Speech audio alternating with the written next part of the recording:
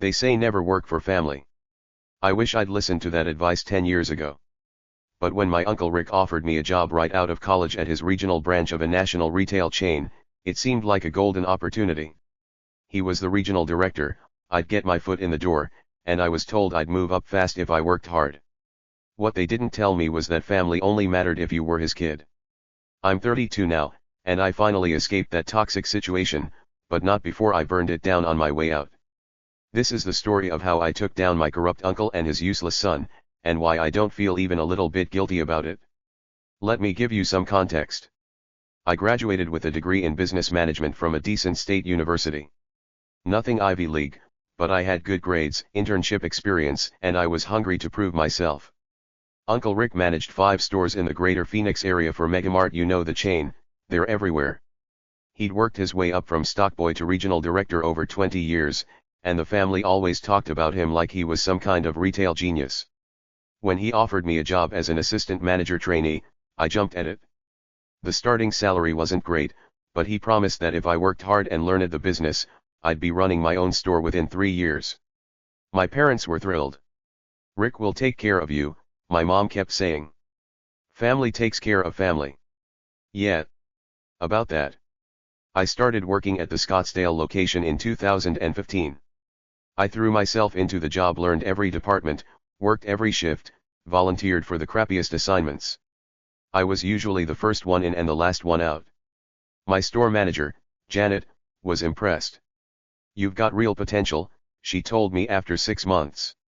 Keep this up and you'll be management material soon. Everything was going great until Uncle Rick's son, Brandon, joined the company.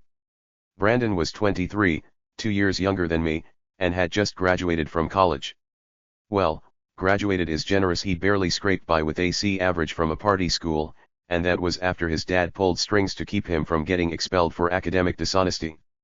But hey, he was Uncle Rick's golden boy, so he was hired as an assistant manager trainee, same level as me. From day one, Brandon was a disaster. He showed up late constantly, took 2-hour lunches, and spent half his shift in the break room on his phone. When he did work, he made mistakes that I'd have to fix. He screwed up inventory counts, mishandled customer complaints, and once accidentally ordered 500 cases of a product we meant to order 50 cases of. The overage cost the store thousands. But here's the thing, none of it mattered. Uncle Rick protected him from every consequence. When Brandon's screw UPS got reported to corporate, Uncle Rick would blame system errors or other employees. When Brandon called in sick 3 times a week, usually hungover, Uncle Rick authorized the absences as medical leave.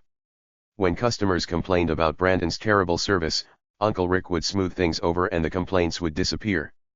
Meanwhile, I was held to a completely different standard.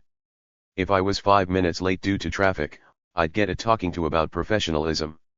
If I made even minor mistakes, they went in my file. When I requested time off for my girlfriend's sister's wedding, Uncle Rick denied it because we were short-staffed. But Brandon could take a week off to go to Vegas and it was fine. After 2 years, a store manager position opened up at the Tempe location. I applied immediately. I had the experience, the track record, and glowing recommendations from Janet and several department supervisors. I was qualified, and everyone knew it. Brandon applied too. His application was a joke. He'd been with the company for less than a year and had mediocre performance reviews, and those were generous, given his uncle's influence. I didn't get the job. Brandon did. Uncle Rick called me into his office to explain the decision. Look, I know you're disappointed, he said, not meeting my eyes. But Brandon has been showing real leadership potential lately, and corporate thinks he's ready for this opportunity. Your time will come, don't worry. I was furious but tried to stay professional. With all due respect, Uncle Rick, I have more experience, better performance reviews, and... Are you questioning my decision? His tone turned cold. Because I can tell you right now, that kind of attitude is exactly why you weren't chosen. Management requires respect for the chain of command. I shut up. I needed the job, and I didn't want to cause family drama. So I swallowed my anger and kept working. Brandon's store was a disaster within 3 months. Turnover skyrocketed because he was a terrible manager who played favorites and threw people under the bus for his mistakes. Customer satisfaction scores plummeted. Sales were down 20% compared to the previous year. Corporate was asking questions. Uncle Rick covered for him. He blamed market conditions and a bad seasonal economy. He transferred some of his best people to Brandon's store to prop up the numbers. He even took credit for a successful promotional campaign that Brandon's assistant manager had designed. This pattern continued for years. Every time a good position opened up, I'd apply, and every time, I'd get passed over. Meanwhile, Brandon kept getting promoted despite being incompetent. After 3 years, he was a senior store manager. After 5 years, he was being groomed for a district manager role. I, on the other hand, was still an assistant manager. I'd been promoted once from trainee to full assistant manager and that was it. I watched younger employees get promoted past me. I watched less qualified people move up. All because I wasn't Uncle Rick's son. The worst part was family gatherings. Holidays were torture. Uncle Rick would brag about my boy Brandon and his success, while I sat there knowing the truth. My parents would give me pitying looks. My cousins would ask why I hadn't moved up more. It was humiliating. My girlfriend, now my wife, Sarah, kept telling me to quit. "They're taking advantage of you," she'd say. "You could get a better job somewhere else." She was right, but part of me didn't want to give up. Part of me wanted to prove myself, to show that I deserved success on my own merits. Looking back, I was an idiot for staying as long as I did. The final straw came about 8 months ago. A regional director position opened up in the Tucson territory. Uncle Rick was retiring, finally, and this was his role. It was the job I'd been working toward for a decade. I applied with a comprehensive plan for the region, letters of recommendation from store managers and department heads, and a track record of success at every level. Brandon applied too. He'd been a district manager for less than a year and had already generated multiple complaints from store managers about his leadership style. His district's numbers were consistently in the bottom 25% of the company. When the announcement came that Brandon got the job, something in me snapped. I didn't rage or quit on the spot. Instead, I got very, very calm. I went home that night and told Sarah I was going to burn it all down, and I needed her help. She smiled and said, "Finally. What do you need?" For the next 3 months, I documented everything. And I mean everything. I pulled every performance review, mine and Brandon's, going back 10 years. The contrast was damning. I had consistent marks of exceeds expectations and outstanding performance. Brandon had meets some expectations and needs improvement, with generous written comments clearly designed to pad his reviews. I documented every time Brandon was late, called in sick, or left early. I had timestamps from our security badge system showing he routinely worked 30-hour weeks while claiming 40. I collected the inventory reports showing his costly mistakes. I found the buried customer complaints that Uncle Rick had resolved without proper documentation. I got copies of the hiring records showing that every time Brandon needed help, he got the best people transferred to his locations while other managers had to make do. I documented the nepotism in promotions. Over 10 years, Brandon had received 6 promotions. I'd received 1. A spreadsheet showing qualifications, time in position, and performance reviews for every promotion made the favoritism crystal clear. I found emails. Oh, the emails. Uncle Rick wasn't careful about using his work email for personal conversations. I found messages where he explicitly told district managers to go easy on Brandon. Messages where he instructed HR to handle complaints about Brandon quietly. Messages where he discussed giving Brandon credit for other people's work. The smoking gun was an email exchange between Uncle Rick and the previous regional VP about Brandon's district manager promotion. Uncle Rick had literally written, "I know his numbers aren't great, but he's family and I need him in position for the RD role when I retire. Can you make this happen?" The VP had responded, "This is highly irregular, but given your tenure and retirement timeline, I'll approve it. Just make sure his numbers improve." That email violated about 6 different company policies regarding nepotism and fair promotion practices. I compiled everything into a detailed report, 50 pages with exhibits. I organized it like a legal brief, chronological timeline, evidence cross-referenced, company policy violations clearly marked. Sarah, who works in corporate law, helped me make sure it was airtight. Then I sent it to corporate HR, the regional VP, the CEO's office, and for good measure, the company's ethics hotline. I CC'd everyone who mattered. I sent it from my work email at 5 p.m. on a Friday, then immediately forwarded copies to my personal email for backup. I waited. The following Monday, Uncle Rick called me into his office, his face purple with rage. "What the hell did you send to corporate?" "A detailed report of policy violations I've observed over my 10 years with the company," I said calmly.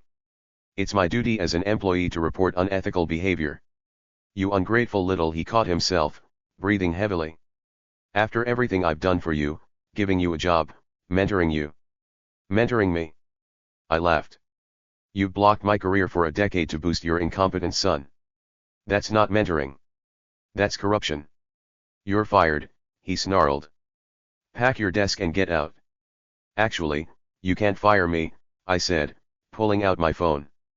"Because I'm recording this conversation, and retaliatory termination is illegal. Also, HR has already flagged my file pending the investigation, so any action you take against me right now will be considered retaliation." I'd done my homework. Sarah had coached me on exactly what to say. Uncle Rick's face went from purple to white. "Get out of my office." "Gladly." The next 2 weeks were chaos. Corporate launched a full investigation. Auditors showed up unannounced to review records. HR interviewed dozens of employees. The regional VP who'd approved Brandon's sketchy promotion was suspended. Uncle Rick tried to control the narrative, but my documentation was too thorough. Every claim I'd made was backed by evidence. Every policy violation was cited with the specific company handbook section. They couldn't dismiss it or cover it up.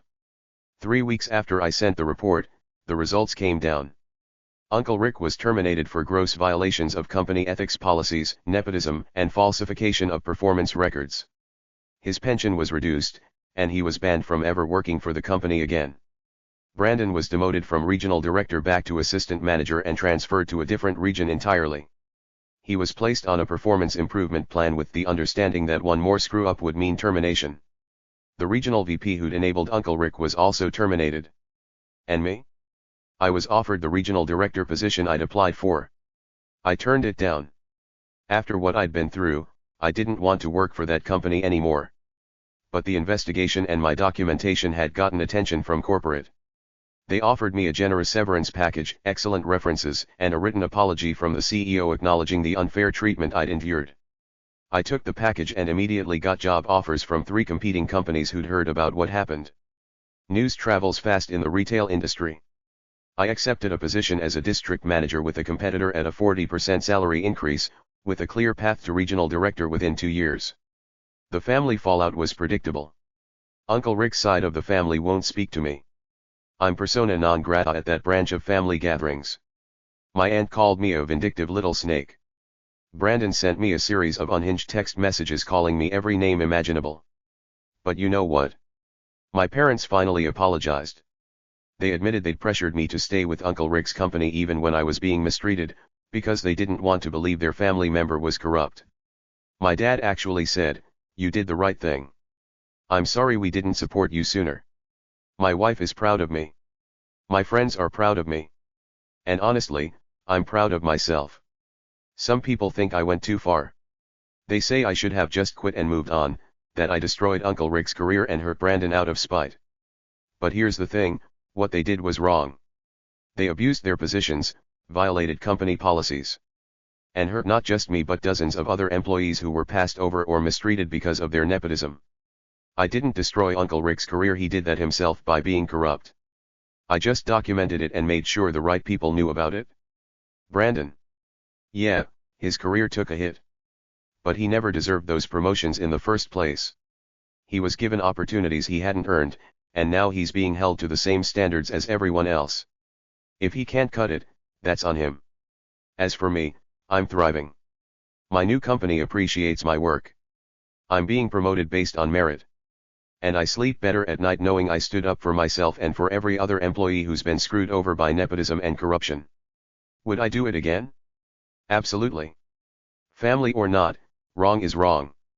And sometimes the only way to fix a broken system is to burn it down and start over. They say revenge is a dish best served cold. I say revenge is a 50-page report with 200 exhibits, sent to every executive email address you can find. Uncle Rick learned that lesson the hard way. And you know what? I don't feel even a little bit bad about it.